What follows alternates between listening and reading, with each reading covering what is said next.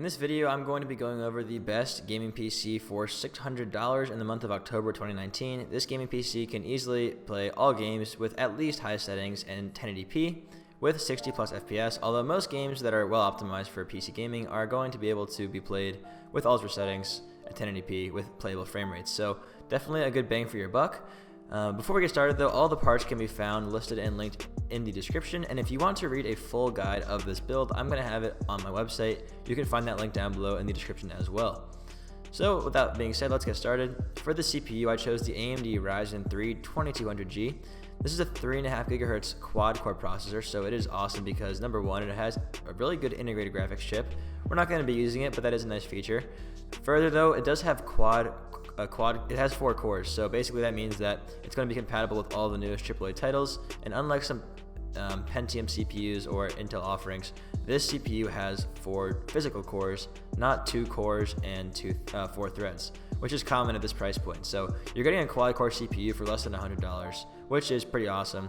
And another cool feature of the CPU is that it overclocks very well, even with AMD's stock cooler. So if you want to get some really good overclocking performance out of it, you're going to want to opt for like a Hyper 212 Evo. You know, that's like the standard fan cooler for overclocking. However, the AMD Wraith Stealth cooler is still really solid, so you could definitely get some good performance out of that. No need to upgrade.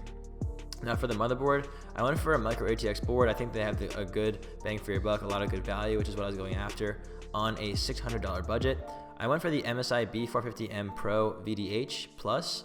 Like I said, a micro ATX motherboard with an aim for form factor, obviously. It does have a B450 chipset, which means it does support overclocking.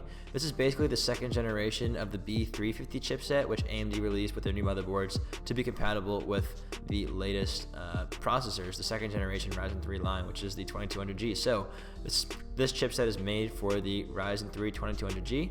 Like I said, you can overclock it. Now, this micro ATX motherboard actually does have 4 RAM slots, so you can get up to 64 gigabytes of RAM with this board. Really solid, plenty of PCI slots. Again, it's not huge, it's only a micro ATX, but it gets the job done and it has everything you're gonna need, and it's really cheap. Again, less than $100 for an awesome motherboard. Now for the RAM for this build, I actually went for 16 gigabytes of RAM. Luckily, RAM prices have come down again, so you can get 16 gigs of really good RAM for pretty good price. This is actually going to be around $70, and you're getting DDR4 3000. Now Ryzen CPUs have been shown to be pretty touchy when it comes to RAM. The more RAM you have and the faster that RAM, the better. That's why I wanted to go with a lot of RAM, and this is pretty speedy DDR4 3000 megahertz memory, which you can even overclock if you wish. But having 16 gigs of RAM is going to definitely future-proof your build. A few years ago, I would have said only 8 gigabytes of RAM for gaming, and even now, 8 gigabytes of RAM is definitely fine. But some of the newest titles are coming out and recommending 12 to 16 gigs of RAM. So if you really want to future-proof your build, you're going to want to have the extra RAM. It's also going to help for any kind of other tasks that you want to do that are RAM intensive. For example, if you want to have Google Chrome open in the background for some reason, or doing multiple things at once, having a lot of RAM is going to help you have a smooth experience. Now, for the solid state drive, for the storage, I went for a solid state drive, the Kingston A400. The Kingston A400 is a really solid SSD because it has around 500 gigabytes, around 480 gigabytes of storage, and it's pretty cheap. It's around 50 bucks. Now, I know 500 gigabytes of storage is not a whole lot, especially for gaming. You're not going to be able to put a ton of games on here, especially after your Windows operating system is on. However, hear me out on this, guys. You can get another terabyte hard drive, even 2 terabyte hard drive for like $50 or $60, okay? But in my experience, having a mechanical drive for your Windows operating system and your drivers and everything makes your PC really, really, really slow, especially when you boot. And the more stuff you have on that drive, the slower it's going to be. If you've ever felt like you've had to wait for your PC to warm up after you turn it on, it's probably because you have your Windows on a mechanical drive. So having an SSD is going to make your PC boot from being completely off to ready to go in like 30 seconds. It's going to be really responsive, a lot faster, and your games will load very quickly. And lastly, you can always add on an extra hard drive for not a lot of money and have a bunch of other room for other games that you like playing. You could also load, your files and movies and stuff on that, save some space. But I think having a solid state drive is pretty important. So let's move on from that. For the video card, I chose the Zotac GeForce GTX 1060 6GB video card. Now I know there is a new 1600 line out from NVIDIA, but I'm still a fan of the 1060 6GB. This thing's awesome. I've had it for a long time. It plays all games that I want very easily, and I've seen some tests between this and the newer generation, and honestly I think this one is still the winner in terms of price to performance. So this is a pretty good video card for 1080p gaming, especially on a budget. It's only 211 millimeters with a dual fan exhaust system, so good cooling, small form factor. It will fit in our case with our micro ATX board, and it has 6 gigs of dedicated memory, so you can definitely turn up the textures without having much of an issue and turn up your anti-aliasing. It has a core clock of 1506 megahertz and a boost clock of 1708 megahertz. So definitely a pretty solid card here for a good price of less than 220 bucks. Now for the case, I went for the Cooler Master Masterbox Q300L. This is a pretty good looking case in my opinion, and it's really small. It's a micro ATX form factor, so it actually fits in with the theme of the build of just kind of being smaller. It has some pretty cool LEDs, a nice fan, a really cool texture design on the front, USB 3.0 ports, a really nice big side panel window so you can look in and see your parts. Definitely make sure that you have your cable management in check. You don't want to have an ugly, terribly managed cables, a PC case full of ugly cables, so make sure your cable management is good.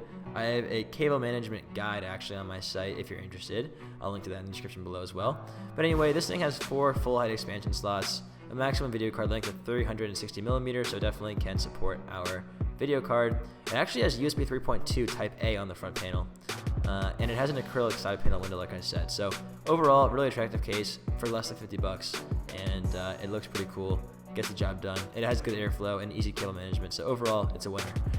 And lastly, saving the best for last, I have the power supply. It is the RaveMax Scorpio 535 watt 80 plus bronze certified semi-modular power supply. Now this guy is not very popular, haven't seen a lot of builds using this power supply, doesn't even have a lot of reviews. However, I assure you this thing is a beast. I've used this in my build for a long time, and not only is it reliable, I'm not using it as a test power supply, but not only is this thing reliable, it's very durable. I can't tell you how many times my stupid clumsy ass has dropped this thing on the ground, knocked it against the table, this and that, and it's still working just fine. This thing is a trooper. It also has 535 watts of power, more than enough to power this build's estimated wattage of, I think, only 270 watts, yeah. So more than enough power if you want to overclock your GPU, your CPU, and even your RAM. It's also 80 plus bronze certified, so you know it's going to be pretty power efficient. And lastly, it is semi-modular, so it will make cable management pretty easy without you having to shell out the extra money for a fully modular power supply. And that brings our grand total to $596.80 after shipping, and that is before any mail-in rebates. So guys, if you get the mail-in rebates for this build, you probably can get this thing for like 500 bucks, but I always do my PC builds without any discounts first, so it's going to be less than $600, if not even less than $500. Hope you guys enjoyed this video. Like I said, this thing is an absolute beast, absolutely awesome, middle of the range gaming PC for people on a medium budget. Once again, you can find all the parts down below in the description, and you can go ahead and head over to my YouTube channel, to my website. I can't talk today. You can go over to my website to find the full guide on this PC. Let me know if you have any questions down below in the comments. I'd like to know what you guys are running in your build, if you have any PC components, or if not, what is your max budget that you can spend on a PC. I'll try and help you out. Thanks so much for watching. I'll see you guys next time. Peace.